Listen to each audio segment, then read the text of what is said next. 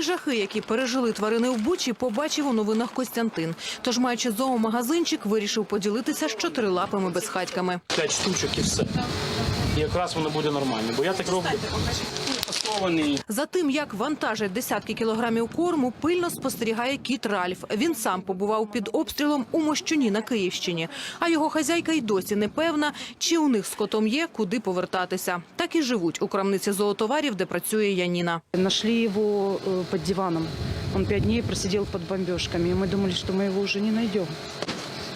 Нашли. Війна змушує змінювати професію. Ще зранку ти журналіст, а вже по обіді волонтер, який розвозить корм для тварин, що лишилися у Бучі. Усе подароване Костянтином наша знімальна група доставила у Бучу. Водій ТСН, а тепер ще й вантажить корм. Під вогнем артилерії, яку росіяни встановили просто таки на сусідньому подвір'ї, жило зо 20 алабаїв. Колись гарний розплідник війна перетворила у руїни. Тут стояли эти ракетные установки вот тут возле окна. А туда я выходила и шла домой, и они начинали пулять.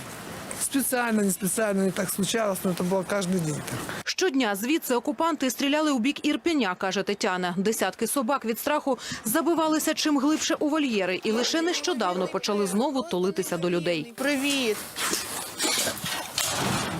Тепер тримати аж стільки псів водночас жінка не може. Корму волонтери хоч і навезли, але його стане лише на місяць, бо поряд із малими справжні гіганти.